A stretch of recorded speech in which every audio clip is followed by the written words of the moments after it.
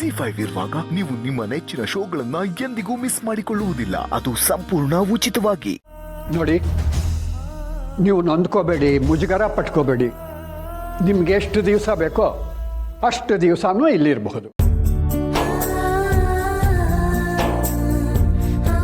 ಇದು ನಿಮ್ಮನೆ ಅಂತಲೇ ತಿಳ್ಕೊಳ್ಳಿ. ಅರೆ, ತಿಳ್ಕೊಳ್ಳೋದೇನು ಬಂತು, ಇದು ನಿಮ್ಮ ಮನೆನೇ.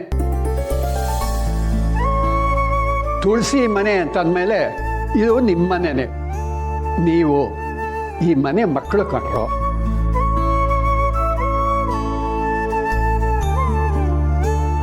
ತುಳಸಿ, ಸ್ವಲ್ಪ ಬಾ, ನಿನ್ನ ಹತ್ರ ಮಾತಾಡಬೇಕು.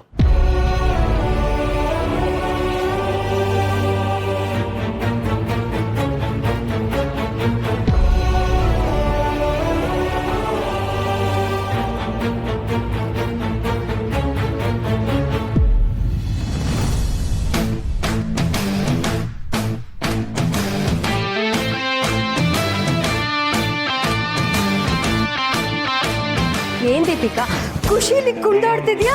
ಬರೀ ಕುಂದಾಡ್ತಿರೋದು ಅಷ್ಟೇ ಅಲ್ಲ ಅತ್ತೆ, ಖುಷಿಲಿ ತೇಲಾಡ್ತಾ ಇದ್ದೀನಿ.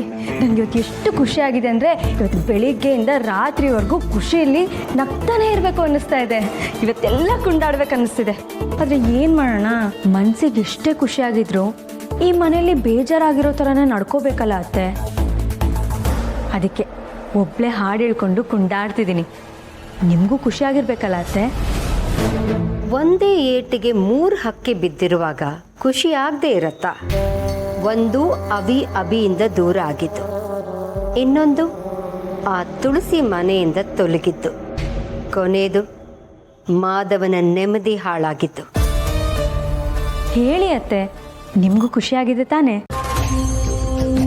ನನ್ನ ಖುಷಿ ಬಿಡು, ಇನ್ನು ಮುಂದೆ ನೀನು ಅಭಿ ಖುಷಿಯಾಗಿರ್ತಿರಲ್ಲ, ಅಷ್ಟು ಸಾಕು. ಎಲ್ಲ ನೀನು ಅನ್ಕೊಂಡ ಹಾಗೆ ಆಯಿತು. ಅದೇನೋ ನಿಜ, ಆದರೆ ಇಷ್ಟು ಬೇಗ ಇಷ್ಟು ಚಿಕ್ಕ ವಿಚಾರಕ್ಕೆ ನಾನು ಅಂದ್ಕೊಂಡಿದ್ದೆಲ್ಲ ಆಗುತ್ತೆ ಅಂತ ನಾನು ಕನಸಲ್ಲೂ ಎಣಿಸಿರ್ಲಿಲ್ಲ. ಹೀಗೆಲ್ಲ ಆಗಬೇಕು ಅಂತ ನಾನು ಎಷ್ಟೆಲ್ಲ ಪ್ರಯತ್ನ ಪಟ್ಟೆ, ಆದರೆ ಆಗ ಯಾವುದೂ ಆಗಿರಲಿಲ್ಲ. ಈಗ ನೋಡಿ, ಅದಕ್ಕೆ ಹೇಳೋದು ಎಲ್ಲದಕ್ಕೂ ಕಾಲ ಕೂಡಿ ಬರಬೇಕು ಅಂತ. ಕಾಲ ಕೂಡಿ ಬಂದಿದ್ದು ಆಯಿತು, ಅದನ್ನು ನೀನು ಚೆನ್ನಾಗಿ ಉಪಯೋಗಿಸ್ಕೊಂಡಿದ್ದು ಆಯಿತು. ಅವತ್ತು ಭೀಮನ ಅಂಬಾಸೆಯಲ್ಲಿ ಈ ಮನೇಲಿ ನೀನು ಬೆಂಕಿ ಹಚ್ಚಿದೆ. ಇವತ್ತು ಆ ಬೆಂಕಿ ದೊಡ್ಡದಾಗಿ ಹತ್ಕೊಂಡು ಉರಿತು. ಹತ್ಕೊಂಡು ಉರಿತಿರೋ ಬೆಂಕಿಲಿ ಬಿಸಿ ಕಾಯಿಸ್ಕೊಳ್ಳೋದೇ ಬುದ್ಧಿವಂತರ ಲಕ್ಷಣ ಅಲ್ವಾ ಅತ್ತೆ? ಇರಿ, ನಾನು ನಿಮಗೆ ಸ್ವೀಟ್ ಕೊಡ್ತೀನಿ. ನೀನು ಸ್ವೀಟ್ ತಿಂದ್ಯಾ? ಸ್ವೀಟ್ ತಿನ್ನೋದ? ಈ ಖುಷಿ ಸುದ್ದಿ ಮುಂದೆ KG ಗಟ್ಟಲೆ ಸಕ್ಕರೆ ತಿಂದರೂ ಅದು ಸಪ್ಪೆ ಅಂತಾನೆ ಅನಿಸುತ್ತೆ. ಬದುಕೆ ಇನ್ನು ಮುಂದೆ ಸಿಹಿ ಆಗಿರುವಾಗ ಬಾಯಿ ಸಿಹಿ ಮಾಡ್ಕೊಳ್ಳೋದು ದೊಡ್ಡ ವಿಷಯ ಏನಲ್ಲ ಬಿಡಿಯತ್ತೆ. ಅದಕ್ಕೆ ಅಭಿಗೆ ಇಷ್ಟವಾಗಿರೋ ಅಡುಗೆ ನಾನೇ ಮಾಡ್ತಾ ಇದ್ದೀನಿ. ಗುಡ್. ಇನ್ನು ಮುಂದೆ ನೀನು ಅಭಿ ಯಾವಾಗಲೂ ಖುಷಿಯಾಗಿರಬೇಕು. ನಿಮ್ಮನ್ನು ಕಡೆಗಾಣಿಸ್ದವ್ರ ಮುಂದೆ ನೀವು ಗೆದ್ದು ತೋರಿಸ್ಬೇಕು. ನಾವು ಗೆಲ್ತೀವೋ ಬಿಡ್ತೀವೋ, ಅವರಂತೂ ಸೋತಾಯ್ತು. ಯಾರ್ಯಾರು ಎಲ್ಲೆಲ್ಲಿರಬೇಕೋ ಅವರವರು ಅಲ್ಲಲ್ಲೇ ಇರೋ ಥರ ಆಗಿದೆ. ಇನ್ನು ಮುಂದೆ ಈ ಮನೆಯಲ್ಲಿ ಹಿರಿ ಸೊಸೆನೂ ನಾನೇ, ಕಿರಿ ಸೊಸೆನೂ ನಾನೇ. ಒಂದರ್ಥದಲ್ಲಿ ಈ ಮನೆಗೆ ನಾನೇ ಮಹಾರಾಣಿ. ಅಯ್ಯೋ ಹುಚ್ಚು ಹುಡುಗಿ, ಇದೆಲ್ಲ ನನ್ನಿಂದ ಆಗಿದ್ದು ಅಂತ ನೀನು ಅನ್ಕೋತಿದ್ಯಾ? ಆದರೆ ಈ ಮನೆಯಲ್ಲಿ ಮೊದಲು ವಿಷದ ಬೀಜ ಬಿತ್ತಿದ್ದೇ ನಾನು. ಈ ಮನೆಗೆ ನೀನು ಮಹಾರಾಣಿ ಆಗಬೇಕು ಅನ್ಕೋತಿದ್ಯಾ? ಆದರೆ ಈ ಮನೇನ ಸರ್ವನಾಶ ಮಾಡಬೇಕು ಅಂತ ನಾನು ಅನ್ಕೋತಿದ್ದೀನಿ. ನೀನು ಖುಷಿಯಾಗಿರ್ತೀಯೋ ಇಲ್ವೋ ಅದು ನನಗೆ ಬೇಕಾಗಿಲ್ಲ. ನನ್ನ ಮನಸ್ಸಿನಲ್ಲಿರೋದು ಒಂದೇ, ಆ ಮಾಧವ ನರಳಿ ಸಾಯ್ಬೇಕು. ಈ ಮನೆನೇ ಸ್ವರ್ಗ ಅಂದ್ಕೊಂಡಿರೋ ಅವನಿಗೆ ಇದು ನರಕದ ಹಾಗೆ ಅನ್ನಿಸ್ಬೇಕು. ಅವನು ನರಳೋದನ್ನು ನಾನು ನನ್ನ ಕಣ್ಣಾರೆ ನೋಡಬೇಕು.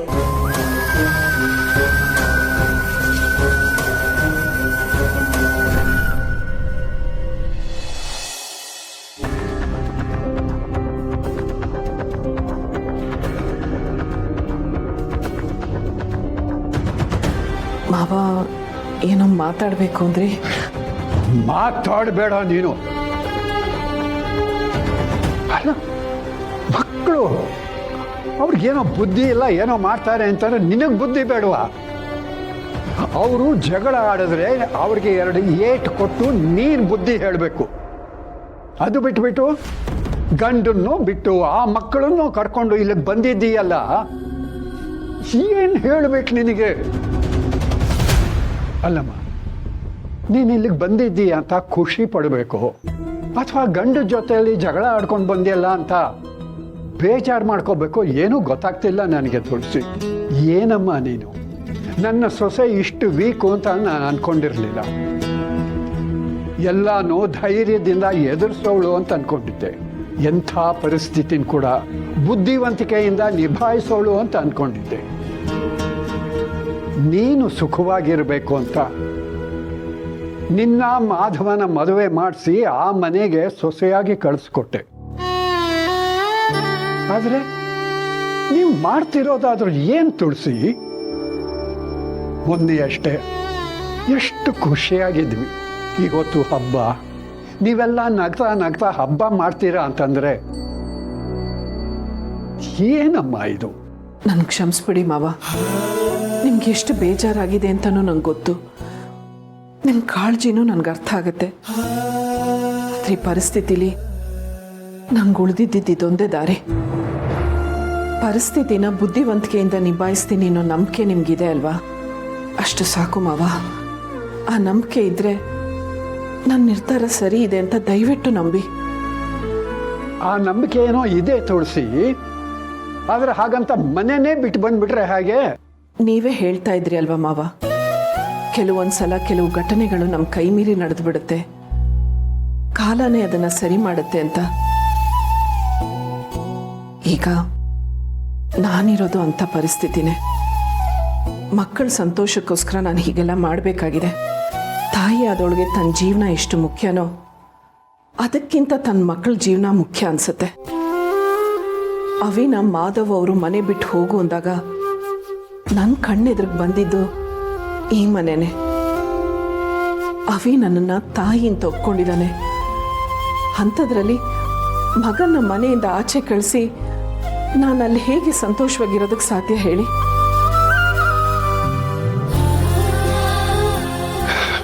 ಏನೋ ಅಮ್ಮ, ನನಗೇನು ಹೇಳಬೇಕು ಅಂತಾನೆ ತೋಚ್ತಾ ಇಲ್ಲ.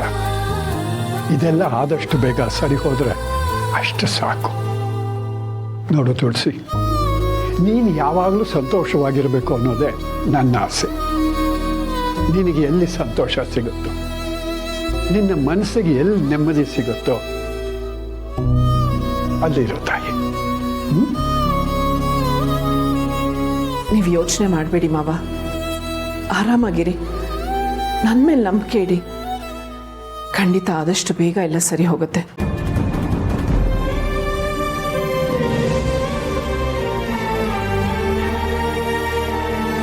ತುಳಸಿ, ನೀನಿಷ್ಟು ಹೇಳಿದ್ಮೇಲೆ ನಿನ್ನ ಮಾತಿನ ಮೇಲೆ ನಂಬಿಕೆ ಇದೆ ಅಮ್ಮ. ಭಗವಂತ ಆದಷ್ಟು ಬೇಗ ಇವಳ ತೊಂದರೆಗಳಿಗೆ ಒಂದು ಮುಕ್ತಿಗೆ ತೋರ್ಸಪ್ಪ. ZEE5 ಆಪ್ ಡೌನ್ಲೋಡ್ ಮಾಡಿ ಎಲ್ಲಾ ಸಂಚಿಕೆಗಳನ್ನು ಸಂಪೂರ್ಣ ಉಚಿತವಾಗಿ ನೋಡಿ.